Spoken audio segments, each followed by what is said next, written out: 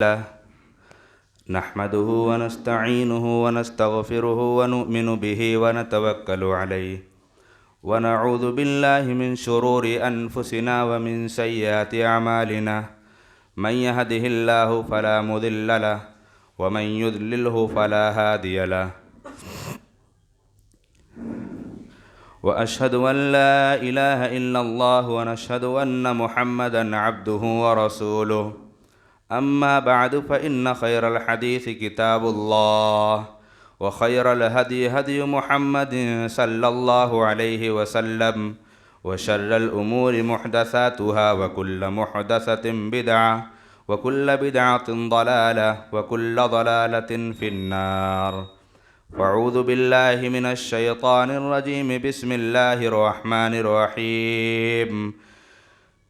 يا أيها الذين آمنوا اتقوا الله حق تقاته ولا تموتن إلا وأنتم مسلمون يا أيها الناس اتقوا ربكم الذي خلقكم من نفس واحدة وخلق منها زوجها وبث منهما رجالا كثيرا ونساء واتقوا الله الذي تساءلون به والأرحام إن الله كان عليكم رقيبا يا أيها الذين آمنوا اتقوا الله وقولوا قولا سديدا يصلح لكم أعمالكم ويغفر لكم ذنوبكم ومن يطع الله ورسوله فقد فاز فوزا عظيما فأعوذ بالله من الشيطان الرجيم بسم الله الرحمن الرحيم لقد رضي الله عن المؤمنين إذ يبايعونك تحت الشجرة فعلم ما في قلوبهم وأنزل السكينة عليهم وأثابهم فتحا قريبا رب اشرح لي صدري ويسر لي أمري واحلل عقدة من لساني يفقهوا قولي رب زدني علما رب زدني علما تمام قسم کی تعریفات، بڑائی، بزرگی اس وحدہ لا شریک کے لیے لائق و زیبا جو سارے جہاں کا پالن ہار اور رب العالمین ہے۔ دو کوتاہیاں دیکھنے کو مل رہی کہ بہت سے لوگ سو رہے ہیں، بہت سے لوگ ٹیک لگائیں۔ براہ کرم دیوال سے ٹیک چھوڑیں، دیوال سے ٹیک چھوڑ کر بیٹھیں۔ تمام قسم کی تعریفات، بڑائی، بزرگی اس وحدہ لا شریک کے لائق و زیبا جو سارے جہاں کا رب کریم اور رب العالمین ہے۔ بعدہ بے شمار درود و سلام نازل ہوں اللہ رب العالمین کی جانب سے مبعوث کیے گئے سارے انبیاء کرام، خصوصاً سوئچ آف کر دو، براہ کرم سارے لوگ موبائل اپنے سوئچ آف کر دو۔ تمام قسم کی تعریفات، حمد و ثنا کے بعد اللہ رب العالمین کی جانب سے مبعوث کیے گئے انبیاء کرام، آخر النبی خصوصاً جناب محمد مصطفیٰ صلی اللہ علیہ وسلم پر اللہم صلی علی محمد وبارک وسلم۔ حاضرین جمعہ، گزشتہ کئی خطبات میں جو سلسلہ سیرت طیبہ جناب محمد الرسول اللہ صلی اللہ علیہ وسلم کا سلسلہ جو چل رہا ہے، گزشتہ خطبات جمعہ میں ہم نے دیکھا اور ہم نے کچھ مختصراً نبی کائنات محمد الرسول اللہ صلی اللہ علیہ وسلم کی مدنی زندگی کا جو آغاز ہوا،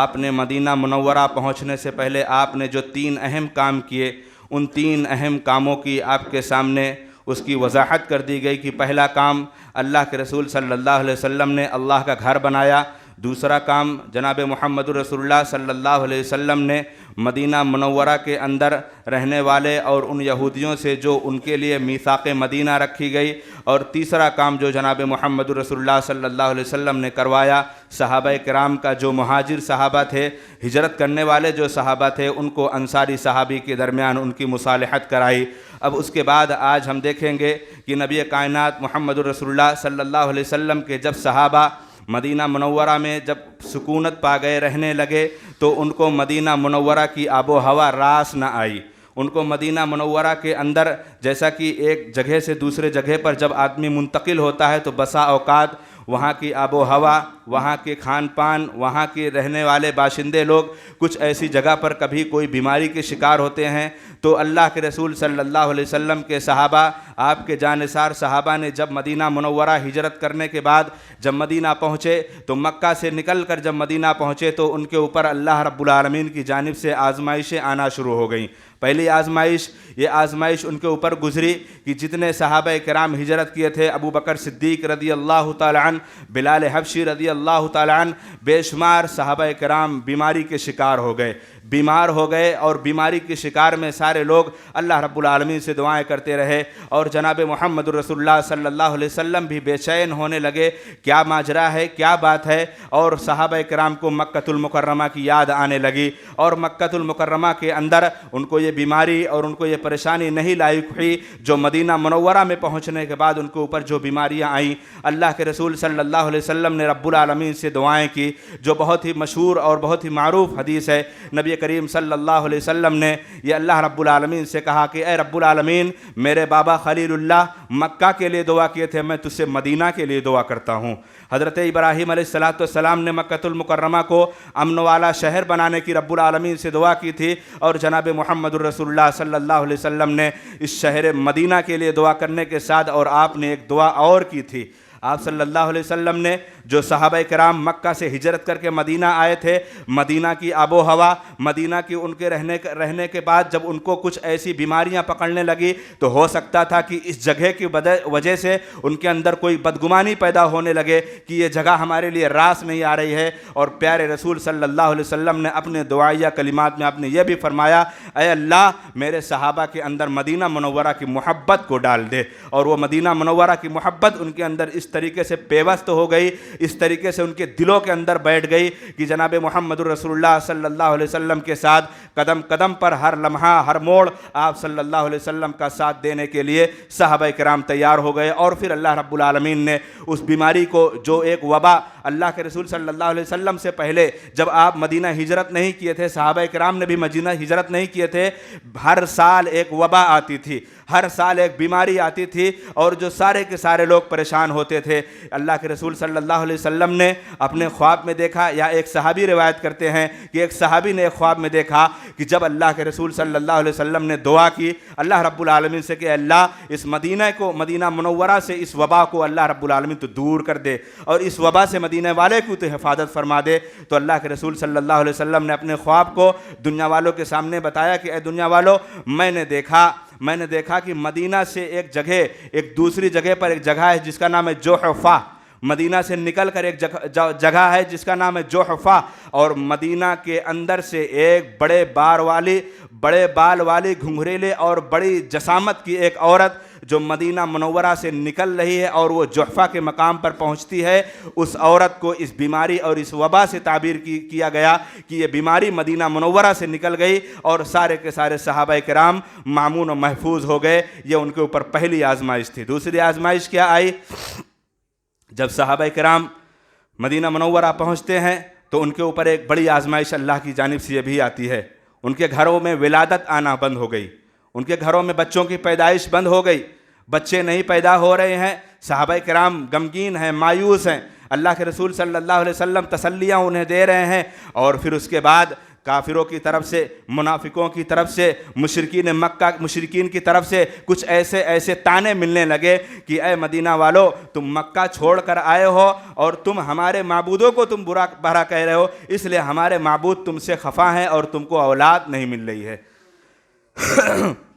یہ آزمائش انسانی زندگی کے اندر اللہ رب العالمین کے لیے انہوں نے مکہ کو چھوڑا، اللہ رب العالمین کے لیے انہوں نے اپنے گھر بار کو چھوڑا، اللہ رب العالمین کے لیے انہوں نے اپنے بیوی بچوں کو چھوڑا، اللہ رب العالمین کے لیے مکہ کے اندر بڑی بادشاہت اور بڑی سلطنت والے جو صحابہ تھے جب مدینہ پہنچتے ہیں تو ان کے پاؤں میں چپل بھی نہیں ہے اور ان کے جسموں پر لباس اور کپڑے بھی نہیں ہے۔ بتلاؤ کیا ان کے اوپر اتنی بڑی آزمائش آئے گی تو کیا ان کے اوپر ان کے ایمان اور ان کے عقیدے پر کوئی ایک رنجش یا کوئی ان کے اوپر ایک اثر انداز ہوئی؟ نہ ان کے ایمان پر کوئی اثر پڑا، نہ ان کے عقیدے پر کوئی اثر پڑا کہ ہم نے تو مکۃ المکرمہ کو چھوڑ کر ہم اللہ کے رسول کے ساتھ جب ہجرت کرنے کے لیے جب ہم تیار ہوئے ہیں، ہم نے اپنے گھر بار کو چھوڑا، مال و دولت کو چھوڑا، آل و اولاد کو چھوڑا، حتیٰ کہ ہم نے اپنی بیوی تک کو چھوڑ دیا۔ اب جب اللہ رب العالمین کے گھر کی طرف جب اللہ کے رسول صلی اللہ علیہ وسلم کی اطاعت و فرما برداری کا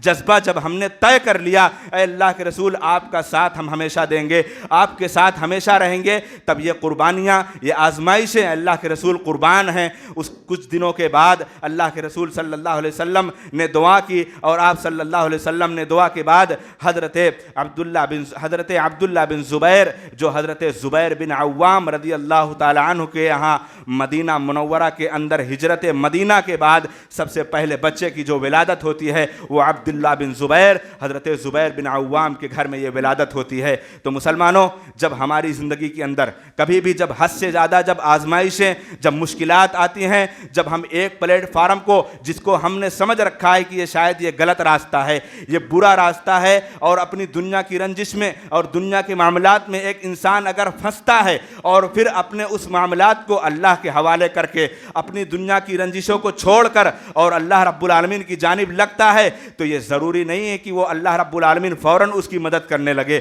یہ ضروری نہیں ہے کہ فوراً تمہارے اوپر اللہ رب العالمین کی رحمتیں، برکتیں، نوازشیں آنے لگیں، مزید اور تمہارے اوپر آزمائش آ سکتی ہے۔ کیوں؟ اللہ رب العالمین نے کہا وَلَنَبْلُوَنَّكُمْ بِشَيْءٍ مِّنَ الْخَوْفِ وَالْجُوعِ وَنَقْصٍ مِّنَ الْأَمْوَالِ وَالْأَنفُسِ وَالثَّمَرَاتِ وَبَشِّرِ الصَّابِرِينَ۔ اے مومنو، اللہ رب العالمین آزماتا ہے اپنے مومن بندوں کو، اللہ رب العالمین آزماتا ہے اپنے مومن بندوں کو۔ وَلَنَبْلُوَنَّكُمْ بِشَيْءٍ مِّنَ الْخَوْفِ، کبھی اللہ رب العالمین ڈر سے آزماتا ہے، کبھی خوف سے اللہ رب العالمین آزماتا ہے، من الخوف والجوع، کبھی اللہ بھوک سے آزماتا ہے، کبھی قحط سالی سے آزماتا ہے، کبھی تمہارے رزق کی تنگی سے آزماتا ہے، ونقص من الاموال، کبھی تمہارے مال کی کمی سے اللہ تمہیں آزماتا ہے۔ آج ہمارے دنیا والوں کے اوپر جب کبھی کچھ مال کی کمی آ گئی، 2 سال 4 سال پہلے اللہ نے بڑی فراوانی دی ہے، اللہ نے بڑی مال و دولت کی کثرت دی ہے، اور پھر اس کے بعد 1 سال 2 سال کے اوپر جب ہمارے اوپر یہ آزمائشیں، یہ قحط سالیاں آ گئی، تو ہم اللہ سے شکوہ کرنے کے لیے تیار ہوتے ہیں۔ کیا کروں مولانا، کوئی دھندا نہیں ہے، کوئی بزنس نہیں، یہ اللہ سے شکوہ ہے، یہ اللہ سے شکایت ہے۔ آپ اللہ رب العالمین کی نعمت کو ٹھکرا رہے ہو۔ آپ کو 2 سال 3 سال جو لاک ڈاؤن کا جو سلسلہ چل رہا ہے، اس سے پہلے تو اللہ نے تمہاری زندگی میں بڑی خوشحالی، بڑی فراوانی رکھی تھی۔ اب جب اللہ نے کچھ وقت کے لیے تمہیں آزمایا ہے تو صبر کا دامن اپنے سامنے رکھو، جو صحابہ کرام نے اپنی زندگی میں رکھ کر دکھایا۔ مکہ کے اندر اتنے مال و دولت والے تھے، اتنی ان کے اوپر پراپرٹی موجود تھی، اور مدینہ جب پہنچ رہے ہیں تو جسم پر ایک کرتا بھی نہیں ہے، ایک لباس بھی نہیں ہے، پاؤں میں ایک پلاسٹک کی چپل بھی نہیں ہے، اور انہوں نے اللہ کے رسول صلی اللہ علیہ وسلم کے سامنے اپنے سینے کو سینے ملا کر کہا، اللہ کے رسول ہم آپ کے ساتھ ہیں، ہم ہر لمحہ ہر موڑ پر آپ کے ساتھ ہیں۔ یہ ایمان، یہ عقیدے کی سب سے بڑی مثال اور سب سے بڑی مومن کی آزمائش پر اس کا سب سے بڑا امتحان ہوتا ہے جب مومن آزمایا جاتا ہے۔ اور یہ اللہ کا نظام ہے، یہ اللہ کا قانون ہے، یہ اللہ کا سسٹم ہے کہ اللہ کے جتنے پرہیزگار بندے ہوں گے اللہ ان کو اتنا ہی آزمائے گا۔ اللہ کے انبیاء کے اوپر جتنی آزمائشیں آئیں، اگر ہمارے اور تمہارے اوپر آتی تو ہم تو فوراً کفر کر بیٹھتے، ہمارے اور تمہارے اوپر آتی ہم ہمت ہار بیٹھتے ہیں۔ جو ظاہری اسباب دکھ رہے ہیں، جو ظاہری بات ہمارے سامنے دکھ رہی ہے، 1 مہینہ 2 مہینہ کے لیے ہمارے اوپر کچھ تنگیاں آ گئی، ہم شکوہ کرنے لگتے ہیں اللہ رب العالمین سے، کیا کرو کوئی دھندا نہیں ہے۔ اللہ رب العالمین کی ناشکری مت کرو۔ اللہ رب العالمین نے کہا وَلَنَبْلُوَنَّكُمْ بِشَيْءٍ مِّنَ الْخَوْفِ وَالْجُوعِ وَنَقْصٍ مِّنَ الْأَمْوَالِ وَالْأَنفُسِ وَالثَّمَرَاتِ وَبَشِّرِ الصَّابِرِينَ۔ اللہ تمہیں آزمائے گا، تمہاری جانوں کو بھی لے کر بھی آزمائے گا، تمہاری کھیتیوں کو بھی اللہ رب العالمین کمی بیشی کر کے آزمائے گا، اور تمہیں کرنا کیا ہے؟ وَبَشِّرِ الصَّابِرِينَ۔ اور اے اللہ کے رسول میرے ان بندوں کو، اللہ رب العالمین کہہ رہا ہے اللہ کے رسول میرے ان بندوں کو بشارت سنا دو جو ان آزمائشوں کو پانے کے بعد اپنے اندر صبر کا جذبہ پیدا کرتے ہیں۔ اور یہ نبی کریم محمد الرسول اللہ صلی اللہ علیہ وسلم کے جانثار صحابہ نے دکھایا۔ جب ہمارے اوپر دنیاوی زندگی کے اندر جب ہم کسی برائی کو چھوڑ کر جب ہم نیکی کی طرف بڑھتے ہیں، بسا اوقات جب ہم کسی برائی کو چھوڑ کر یا دنیا کے اندر ہم اپنی دنیا کمانے میں مست ہیں، لیکن ہم میں سے کچھ ایسے اللہ والے، کچھ ایسے اللہ کے پرہیزگار، اللہ کے متقی بندے جو اللہ رب العالمین کے ہی ہو جاتے ہیں، اور وہ اللہ سے جب عبادت کرنے میں لگتے ہیں، بسا اوقات کبھی ان کے اوپر مشکلات آتی ہیں، کبھی ان کے اوپر بیماریاں آتی ہیں، کبھی ان کے اوپر کچھ ایسے گھریلو ٹینشن آتے ہیں، تو انہیں ان معاملات میں کبھی یہ نہیں سوچنا چاہیے، کیوں؟ یہ شیطان کا وتیرہ ہے، یہ شیطان کا وسوسہ ہے، شیطان تمہارے دلوں کے اندر اس کو پیدا ضرور کرتا ہے۔ کیا بات ہے، تم اس راستے پر چل رہے تھے، بڑی سکون کی زندگی گزر رہی تھی، جب اللہ کے راستے پر آ گئے ہو تمہارے لیے یہ مصیبت آ سکتی ہے، کہیں ایسا تو نہیں کہ تم غلط راستے پر جا رہے ہو، گمراہی کے راستے پر جا رہے ہو۔ اس وقت آپ کو کیا کرنا ہے؟ اس وقت آپ کو یہی کرنا ہے، حسبی اللہ، حسبی اللہ، یا اللہ رب العالمین ہمارے لیے کافی ہے، نعم المولا و نعم النصیر، اللہ رب العالمین ہمارے لیے کارساز ہے اور اللہ رب العالمین ہمارے لیے مددگار ہے۔ یہ تمہارا ایمان اور یہ تمہارا عقیدہ اور یہ تمہاری زندگی کے اندر یہ تمہارا معیار ہونا چاہیے جب ہمارے اوپر ایسی مصیبت آئے۔ اور پھر پیارے رسول صلی اللہ علیہ وسلم کی زندگی میں آپ صلی اللہ علیہ وسلم نے جب صحابہ کرام کو جب ان کے ان آزمائشیں جب دور ہوئیں، اس طریقے سے جب ان کے اوپر جو ہجرتوں کے ستائے ہوئے، جو مدینہ منورہ کی طرف جو ہجرت کر کے آئے، اور جو مہاجر لوگ جن کی اللہ کے رسول صلی اللہ علیہ وسلم نے جو مہاجر ہجرت کر کے آئے، اور جو مدینہ منورہ کے اندر جو انصاری صحابی جنہوں نے اپنے بھائیوں کی مدد کی اور جو کچھ بیماریوں میں مبتلا ہوئے، جب یہ ساری کی ساری چیزیں اللہ رب العالمین نے اپنے رحم و کرم سے جب دور کی تو نفاق کا سلسلہ شروع ہوا۔ مکہ المکرمہ کے اندر نفاق، منافقانہ رویہ، منافقانہ کردار مکہ کے اندر نہیں پیدا ہو سکا۔ کیوں؟ کیونکہ مکہ کے اندر پیارے رسول صلی اللہ علیہ وسلم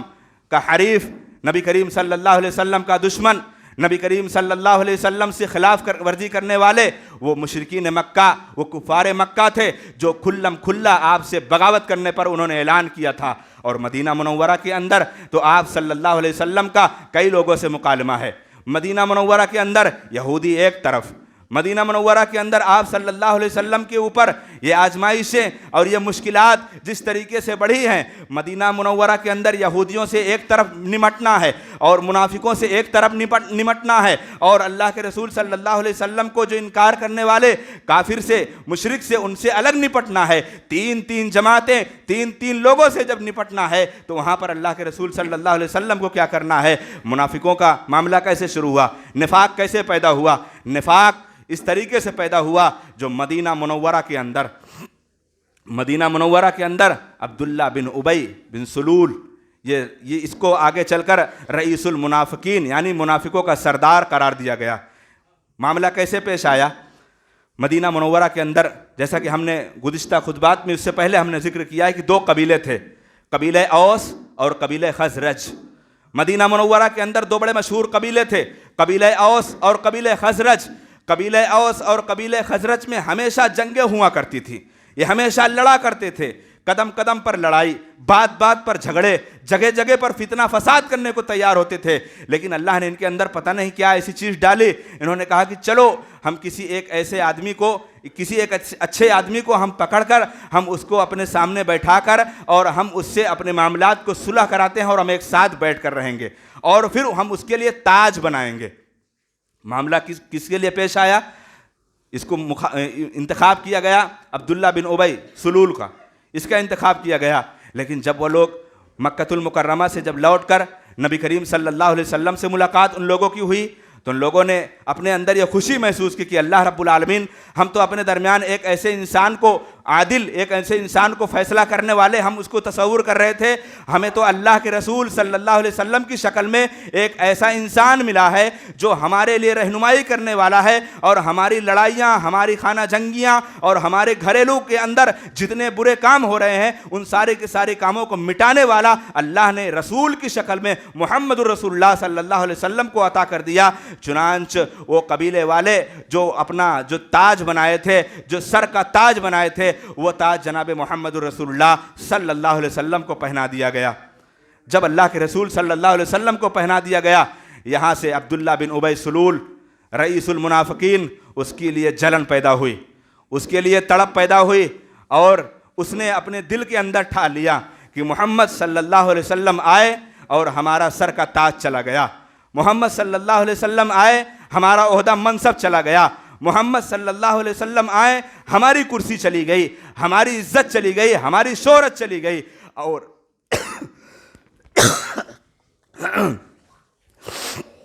مکہ کے اندر جو نبی کریم صلی اللہ علیہ وسلم سے بغاوت کرتے تھے، کھلے دل سے کیا کرتے تھے، لیکن مدینہ کے اندر منافق کس کو کہتے ہیں؟ جو اپنے دل کے اندر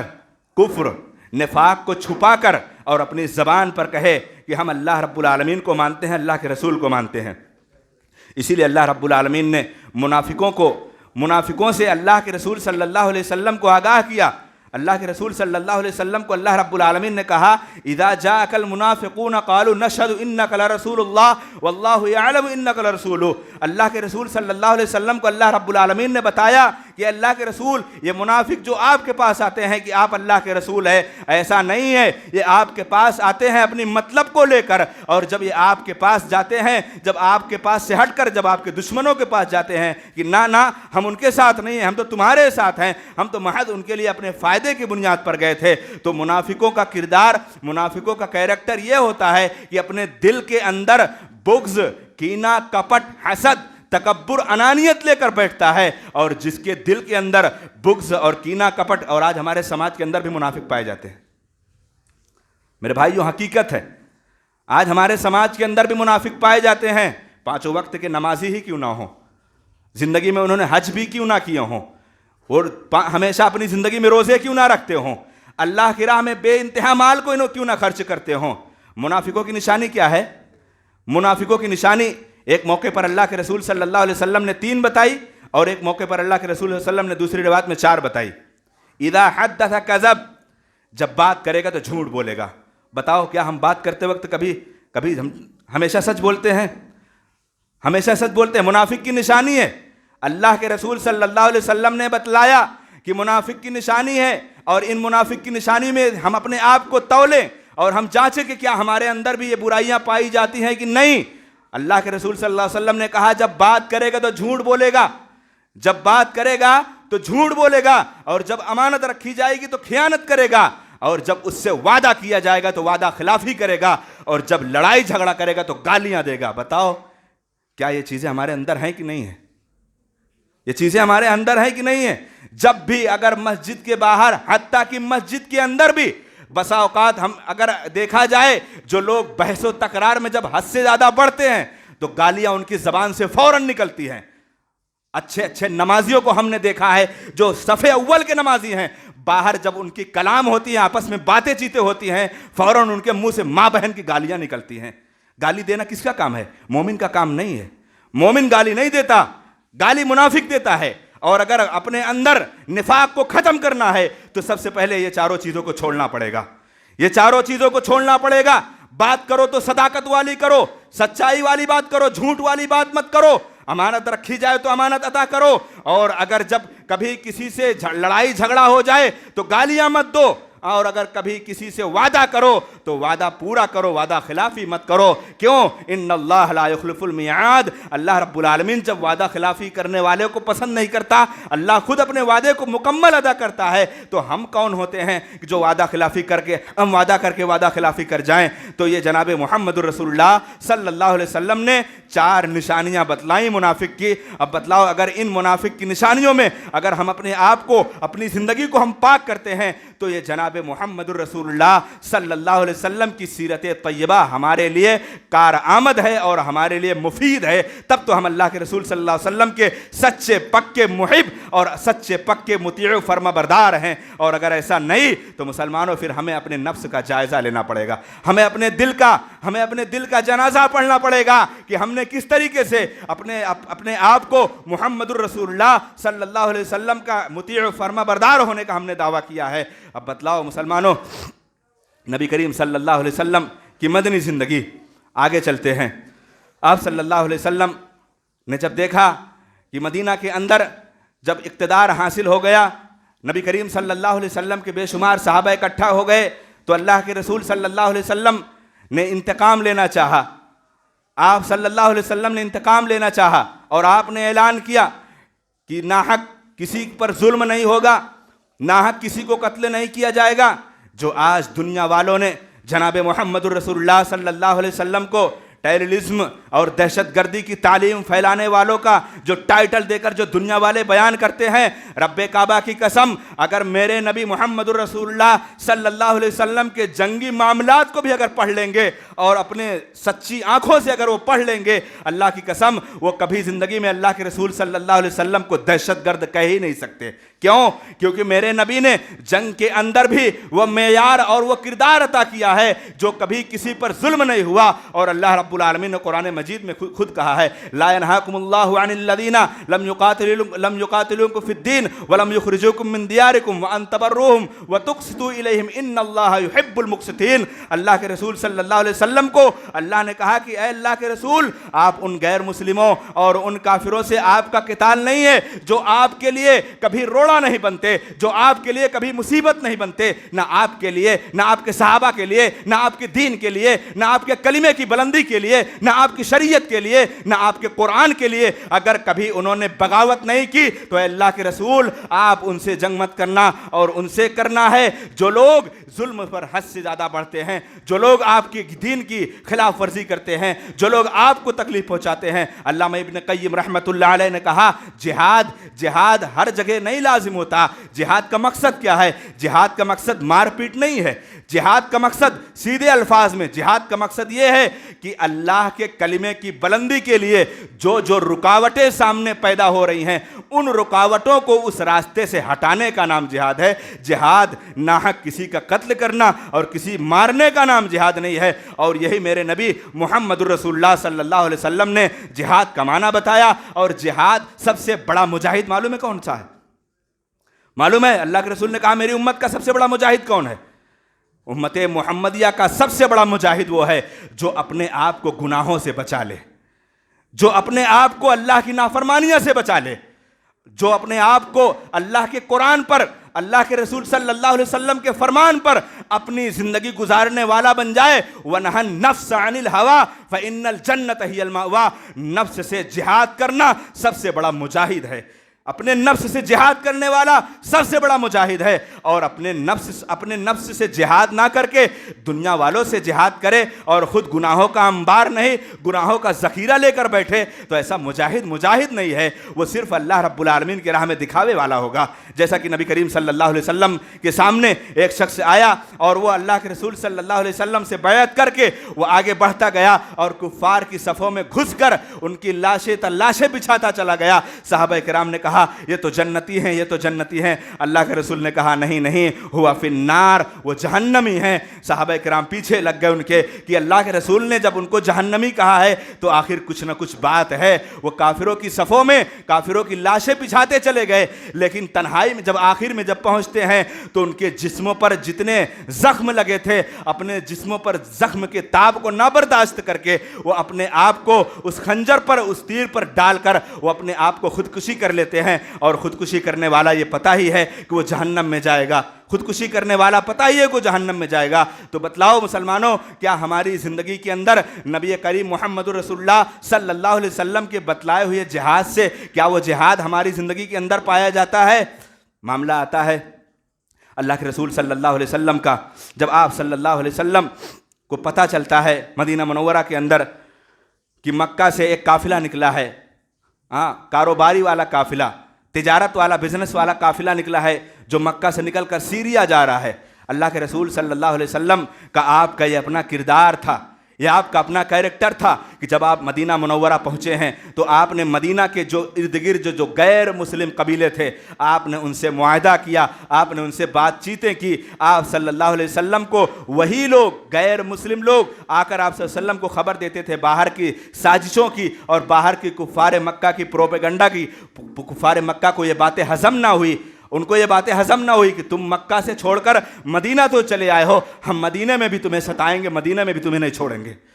وہ مکہ سے اپنے قافلوں کو لے کر سیریا کی طرف جا رہے ہیں۔ اللہ کے رسول صلی اللہ علیہ وسلم کو خبر ہوئی، آ کر انہی کافروں میں سے کسی نے آ کر کہا اللہ کے رسول ایسا ایسا معاملہ ہے۔ چنانچہ اللہ کے رسول صلی اللہ علیہ وسلم نے حضرت علی رضی اللہ تعالیٰ عنہ اور ایک صحابی کو بھیجا، کہا جاؤ پتہ کر کے آؤ کیا معاملہ ہے۔ چنانچہ پتہ کیا گیا تو ابو سفیان کی کمانڈرنگ میں، ابو سفیان کو کمانڈر بنا کر نبی کریم صلی اللہ علیہ وسلم کہ اس مدینہ منورہ کے کنارے کنارے مکہ سے نکل کر سیریا کی جانب جو قافلہ جا رہا تھا تجارت کا قافلہ، تو اللہ کے رسول صلی اللہ علیہ وسلم نے اعلان کیا، اللہ کے رسول صلی اللہ علیہ وسلم نے اعلان کیا، کہا اے میرے صحابہ چلو، ہمیں اس قافلے کو پکڑنا ہے، ہمیں جنگ کے لیے ہمیں نہیں چلنا ہے، ہمیں اس قافلے کو پکڑنا ہے، اور ہمیں مکہ والوں کی اقتصادی اور ان کی معیشت کو کمزور کرنا ہے۔ اللہ کے رسول صلی اللہ علیہ وسلم کے اعلان کرنے کے بعد بچے، بوڑھے، جوان، جن کے پاس سواریاں تھیں، جن کے پاس سواریاں بھی نہیں تھیں، دھیرے دھیرے اکٹھا ہوتے ہوئے جب کچھ چند لوگ اکٹھا ہوئے اور جب پہنچنے لگے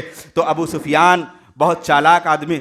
ابو سفیان اپنی کمانڈرنگ میں ابو سفیان کو کسی نے پتہ کر دیا کہ اللہ کے رسول صلی اللہ علیہ وسلم کے ساتھیوں نے ہمارا پیچھا کیا ہے اور ہمیں پکڑنے کے چکر میں ہیں، ہمارے اس تجارتی قافلوں کو پکڑنے کے چکر میں ہے اور ہمارا سارا مال وہ اکٹھا لے لینے کے چکر میں ہے۔ چنانچہ نبی کریم صلی اللہ علیہ وسلم کو بھی پتہ ہوا، آپ صلی اللہ علیہ وسلم صحابہ کرام کو لے کر آگے بڑھے، اور چنانچہ نبی کریم محمد رسول اللہ صلی اللہ علیہ وسلم کے وہ صحابہ جن میں سے کچھ کی عمر 14 سال، کچھ کی 15 سال، کچھ ایسے تھے جو ابھی معصوم بچے جن کا شمار ہوتا تھا، اور کچھ بوڑھے ان میں شمار ہو کر جب پہنچتے ہیں تو ابو سفیان اپنی چالاکی سے وہ اپنے قافلے کو لے کر نکل پڑتا ہے۔ پھر ابو سفیان جا کر ابو جہل کو یہ خبر دلواتے ہیں، اپنے ایک قاصد سے، ایک اپنے جاسوس سے بھجواتے ہیں خبر کہ ہم لوگ بچ کر نکل آئے ہیں، ہمیں واپس لوٹا دو۔ تو ابو جہل کے اندر یہ شیطانیت کوٹ پڑی، ابو جہل نے کہا نہ چلو ہم مدینہ چل کر ان سے مقابلہ کریں گے، ہم ان کو پھر سے ان کو ستائیں گے اور ان کو ہم مار کر لوٹیں گے۔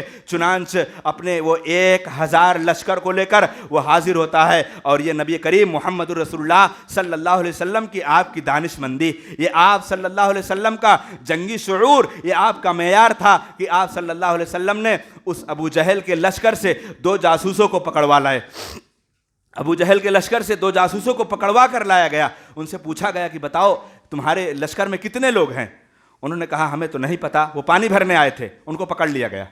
وہ پانی بھرنے آئے تھے اپنے اس قافلے کے لیے، ان کو پکڑ لیا گیا۔ ان سے پوچھا گیا کہ بتلاؤ کتنے لوگ ہیں تمہارے لشکر میں؟ اللہ کے رسول صلی اللہ علیہ وسلم نماز پڑھ رہے ہیں، اور حضرت علی رضی اللہ تعالیٰ عنہ اور دوسرے صحابی ان کو پکڑ کر ان کو ہلکی ہلکی مار رہے ہیں۔ بتاؤ، صحیح بتاؤ، تم ابو سفیان کے اس تجارتی قافلے سے ہو یا ابو جہل کے ساتھ آئے ہو کہ تم چلے جنگ کرنے کے لیے آئے ہو؟ انہوں نے کہا نہیں، ہم ابو جہل کے ساتھ آئے ہیں۔ جب انہوں نے سچ بولا تو ان کو مار دیے، اور جب جھوٹ بولا تو ان کو چھوڑ دیے۔ اللہ کے رسول صلی اللہ علیہ وسلم نے کہا کہ کیا بات ہے، جب وہ بندہ سچ بول رہا تھا تو آپ لوگ اس کو مار رہے تھے، اور جب وہ جھوٹ بول رہا ہے تو اس کو چھوڑ دے رہے ہو؟ حقیقت میں پھر اللہ کے رسول صلی اللہ علیہ وسلم نے ان جاسوسوں کو بلایا، کہا اچھا بتاؤ کتنے لوگ آئے ہیں؟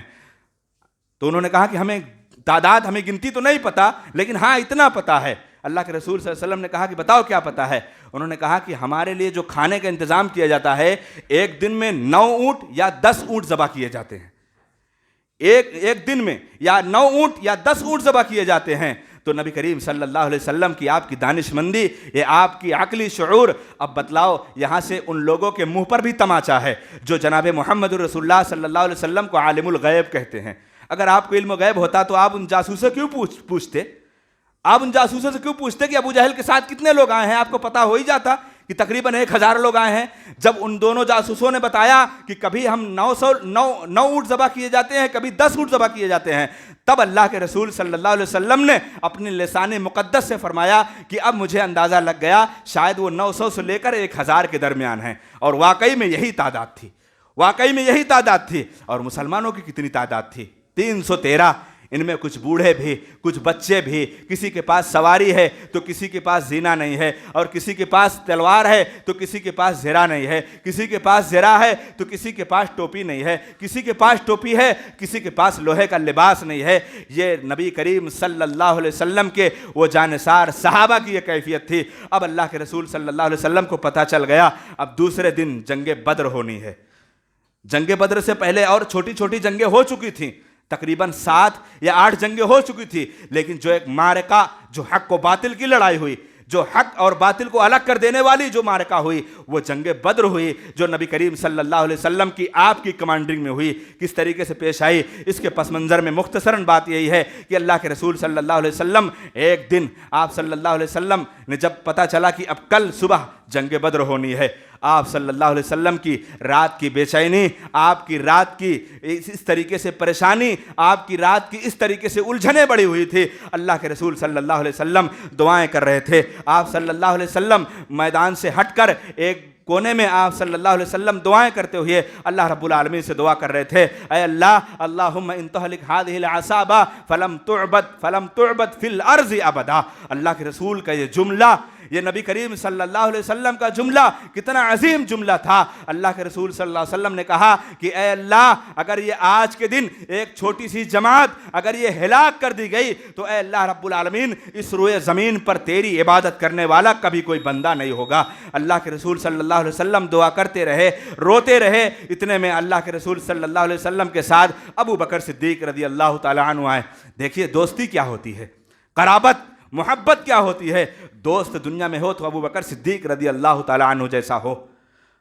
دوست اگر دنیا میں ہو ابو بکر صدیق رضی اللہ تعالیٰ عنہ جیسا ہو، جنہوں نے نبی کریم محمد رسول اللہ صلی اللہ علیہ وسلم کے ساتھ دوستی نبھائی۔ ادھر جب ہجرت کر کے جب غار ثور میں چھپے ہوئے تھے وہاں ابو بکر ڈر رہے تھے، اور یہاں ابو بکر تسلی دے رہے ہیں اللہ کے رسول صلی اللہ علیہ وسلم کو۔ ابو بکر صدیق رضی اللہ تعالیٰ عنہ وہاں ڈر رہے تھے کہ اللہ کے رسول کافروں کے قدم ہمارے اوپر ہیں، اگر وہ اپنی نگاہ کو بھی نیچے دیکھ لیں تو ہمیں وہ دیکھ لیں گے۔ اللہ کے رسول صلی اللہ علیہ وسلم نے کہا نہیں نہیں، ان اللہ معنا، ہمارے ساتھ اللہ ہے۔ وہاں اللہ کے رسول ابو بکر صدیق رضی اللہ تعالیٰ عنہ کو تسلی دے رہے ہیں، اور یہاں پر ابو بکر اللہ کے رسول صلی اللہ علیہ وسلم کو تسلی دے رہے ہیں۔ بتلاؤ کیا دوستی، کیا قربت، کیا محبت اللہ کے رسول صلی اللہ علیہ وسلم سے تھی۔ چنانچہ جنگ کا میدان آیا، جنگ میں صحابہ کرام کو اللہ کے رسول صلی اللہ علیہ وسلم نے سب بستہ کیا، آپ نے قدم سے قدم سب کو ملا کر کھڑا کیا۔ ایک صحابی حضرت ابن غزیہ رضی اللہ تعالیٰ عنہ، ان کا میدان جنگ سے صفوں میں ان کا پیٹ باہر نکلا ہوا تھا، تھوڑا سا پیٹ ان کا باہر نکلا ہوا تھا۔ آپ صلی اللہ علیہ وسلم نے ایک چھڑی سے ان کے اس پیٹ پر کہا کہ آپ تھوڑا پیچھے ہو جاؤ۔ انہوں نے ان کے ساتھ اللہ کے رسول صلی اللہ علیہ وسلم نے اتنا کیا، انہوں نے کہا اللہ کے رسول صلی اللہ علیہ وسلم آپ سے میں بدلہ لوں گا، اے اللہ کے رسول آپ سے میں بدلہ لوں گا، آپ نے میرے لیے میرے پیٹ پر آپ نے یہ چھڑی، یہ ڈنڈی آپ نے لگائی ہے۔ اللہ کے رسول صلی اللہ علیہ وسلم نے کہا آؤ بدلہ لے لو، محمد صلی اللہ علیہ وسلم حاضر ہے۔ نبی کریم صلی اللہ علیہ وسلم نے کہا وہ بدلہ لے لو، انہوں نے کہا نہیں اللہ کے رسول، آپ نے جب میرے بدن کو جب چھڑی سے آپ نے ٹچ کیا تھا، میرے بدن پر کوئی کپڑا نہیں تھا، آپ اپنا پہلے کپڑا ہٹائیے۔ نبی کریم محمد صلی اللہ علیہ وسلم بتلائیے، جیسے ہی اللہ کے رسول نے اپنا کپڑا ہٹایا، اس صحابی رسول آپ کے سینے سے چمٹ گئے اور انہوں نے روتے ہوئے کہا تھا اللہ کے رسول یہ جنگ کا میدان ہے، پتہ نہیں کتنی دیر تک زندگی ہے، اگر آپ کی قربت مجھے حاصل ہو جائے تو میرے لیے اس سے سعادت مندی کی بات نہیں ہوگی۔ اے اللہ کے رسول، اللہ کی قسم بدلہ لینے کا کوئی بھی ارادہ نہیں تھا، ارادہ یہی تھا کہ آپ کے جسم مبارک سے چمٹ جاؤں، اور چمٹنے کے بعد پتہ نہیں یہ جنگ کے میدان میں کتنی لمبی زندگی ملے کہ نہ ملے، اور آپ صلی اللہ علیہ وسلم کی قربت حاصل کرنے کا مقصد۔ چنانچہ پہلے انفرادی طور پر جنگ ہوئی، اللہ کے رسول صلی اللہ علیہ وسلم مسلمانوں میں سے اپنے صحابہ کے جنگ میں سے حضرت حمزہ رضی اللہ تعالیٰ عنہ، حضرت سید الشہداء جن کو کہا گیا، حضرت علی رضی اللہ تعالیٰ عنہ اور حضرت عبیدہ رضی اللہ تعالیٰ عنہ کو اللہ کے رسول صلی اللہ علیہ وسلم نے آگے بڑھایا، اور ادھر ابو جہل کی طرف سے عتبہ، شیبہ اور ولید بن شیبہ وہ تینوں آگے آئیں، اور ان تینوں کو چند لمحوں میں یہ تینوں کی تینوں جانثار صحابہ، اللہ کے رسول صلی اللہ علیہ وسلم کے یہ صحابہ، ان کو پل بھر میں ان کو تباہ و برباد کر دیا، اور ان کو ہلاک و بربادی کے بعد پھر جنگ میں، میدان جنگ میں وہ صف میں گتھم گتھا ہو گئی، آپس میں ایک دوسرے سے مل پڑے، اور پھر وہ جنگ کا میدان ہوا۔ وہ جنگ کا میدان ہوا کہ ایک طرف ہزاروں کا لشکر، ایک طرف 313، اور ان 313 میں معصوم بچے بھی اور کچھ ایسے لوگ بھی جن کے پاس سواریاں نہیں۔ تو یہاں پیغام دینے کا مقصد یہی کہ اپنی زندگی کے اندر کبھی طاقت و قوت دیکھ کر کبھی ہمت نہیں ہارنا ہے، ہمیشہ اپنے ایمان اور اپنے عقیدے اور اللہ رب العالمین کے بھروسے اور اللہ کے توکل پر اپنی زندگی کے ہر موڑ پر اپنا قدم آگے بڑھانا ہے۔ یہ محمد الرسول اللہ صلی اللہ علیہ وسلم نے ہمیں پیغام دیا، اور مکہ کا سب سے بڑا سردار جس کی زندگی کے اندر ہمیشہ تکبر، غرور، گھمنڈ بڑھا ہوا تھا، ابو جہل، اور اس ابو جہل کی بھی موت کیسے ہوئی پتہ ہے؟ ہم میں سے بہت سے لوگوں کو پتہ ہوگا، بڑا مشہور واقعہ ہے کہ دو معصوم صحابی تقریباً ان کی عمر رہی ہوگی 14 سال یا 15 سال، حضرت معاذ اور حضرت معوذ۔ حضرت معاذ اور حضرت معوذ یہ دو معصوم صحابی ہیں. یہ حضرت عبد الرحمن بن عوف رضی اللہ تعالیٰ عنہ کے پاس آ کر ایک دائیں جانب سے ایک بائیں جانب سے اشارہ کرے کہتا ہے چچا جان وہ کہاں ہے نبی کا دشمن جو نبی کو گالیاں دیا کرتا ہے, نبی کریم صلی اللہ علیہ وسلم کو برا بھلا کہتا ہے, چچا جان بتاؤ تو. عبد الرحمن بن عوف رضی اللہ تعالیٰ عنہ کہتے ہیں کہ بس ان قریب تھا کہ میری انگلیاں اس کی طرف اشارہ کرتی اور وہ دونوں کے دونوں معصوم اس پر جھپٹ پڑے اور ایسی تلوار اس کے اوپر مارے کہ وہ ہلاک و برباد ہو کر زمین پر گرا. اور گرنے کے بعد اس نے کیا کہا کیا میری شرمندگی ہے, کیا میری ندامت ہے اور کیا میری اوقات ہے کہ مجھے دو معصوم بچے مجھے مار کر ہلاک کر رہے ہیں. تو بتلاؤ انسانی زندگی کے اندر کبھی تکبر, کبھی غرور, کبھی گھمنڈ نہیں پیدا ہونا چاہیے. ہمیشہ تواضع, خاکساری, عاجزی اور انکساری پیدا ہونا چاہیے. اگر ہماری زندگی کے اندر اگر یہی تواضع خاکساری رہے گی تو انشاءاللہ جس طریقے سے رب العالمین نے محمد الرسول اللہ صلی اللہ علیہ وسلم کو جو سب سے بڑی جنگ, جو اسلام کی سب سے بڑی جنگ جس کو معرکہ کہا گیا اور حق و باطل کا یوم الفرقان کہا گیا, ایسی جنگ ہماری زندگی میں اگر کبھی آئے تو ہمیں سب سے پہلے تواضع, خاکساری, انکساری اور اللہ رب العالمین کے لیے اپنی زندگی کو ڈال دینا. دنیا کی مصیبتیں, دنیا کی آزمائشیں یہ آتی رہیں گی. 13 سالہ مکہ کی زندگی میں صحابہ کرام نے جو مشکلات, جو پریشانیاں اٹھائی ہیں, اگر تم بھی وہ مشکلات و پریشانیاں اٹھا رہے ہو تو اپنے آپ کو اللہ کی جانب لگا دو, اپنے آپ کو اللہ رب العالمین کا ہونے والا بندہ بنا دو. نمازیں پڑھو, روزے رکھو, اللہ رب العالمین سے رو گڑاؤ. لاک ڈاؤن کا بڑا خوف ہے, لاک ڈاؤن کا بہت ڈر ہے, لیکن اللہ کے عذاب کا ڈر نہیں ہے. اللہ کی قسم, رب کعبہ کی قسم, جس دن مسلمان کے دل کے اندر قبر کا عذاب کا خوف آ جائے, جہنم کی آگ کا خوف آ جائے, میدان محشر کی رسوائی کا خوف آ جائے, اس دن دنیا کے سارے خوف اس کے لیے ہیچ ہو جائیں گے, وہ نیچے چلے جائیں گے اور وہ اللہ رب العالمین کے عذاب سے خوف میں وہ اللہ کے گھر میں آنے والا بن جائے گا. اللہ رب العالمین سے انہی باتوں پر دعا ہے کہ بار الہ ہم تمام مسلمان بھائیوں کو جناب محمد الرسول اللہ صلی اللہ علیہ وسلم کی سیرت طیبہ پر اسی طریقے سے اللہ رب العالمین ہمیں بھی نصیحت اور عبرت حاصل کرنے کی توفیق عنایت فرما جس طریقے سے نبی کائنات محمد الرسول اللہ صلی اللہ علیہ وسلم کے جانثار صحابہ نے اپنایا. اللہ رب العالمین ہماری زندگی میں نبی کریم صلی اللہ علیہ وسلم کا اخلاق, آپ کا کردار, آپ کا کیریکٹر ہماری زندگی میں اللہ رب العالمین اسی طریقے سے نافذ کر دے جس طریقے سے تیرے جانثار صحابہ نے اپنایا. اللہ رب العالمین ہمیں دنیا کی زندگی کے اندر ہمیشہ رسوائیاں, پریشانیاں, آزمائشوں سے اللہ رب العالمین تو امت مسلمہ کی تو حفاظت فرما. اللہ رب العالمین دنیا کے اندر جتنے مسلمان بھائی بڑی بڑی بیماریوں کے شکار ہیں, اللہ رب العالمین تو ان کو ان بڑی بیماریوں سے ان کی تو حفاظت فرما دے. اللہ رب العالمین دنیا کے اندر جتنے بھی ہمارے مومن بھائی یا بہنیں اس دنیا سے اللہ رب العالمین کسی بھی بیماری میں ان کا انتقال ہو گیا, بار الہ تو ان کی لغزشوں, ان کی خطاؤں کو معاف فرما کر کروٹ کروٹ جنت الفردوس میں اعلیٰ مقام نصیب فرما. بارک اللہ لنا ولکم فی القرآن العظیم ونفعنی وإیاکم بالآیات والذکر الحکیم انہ تعالی جواد الکریم ملک بر رؤوف رحیم.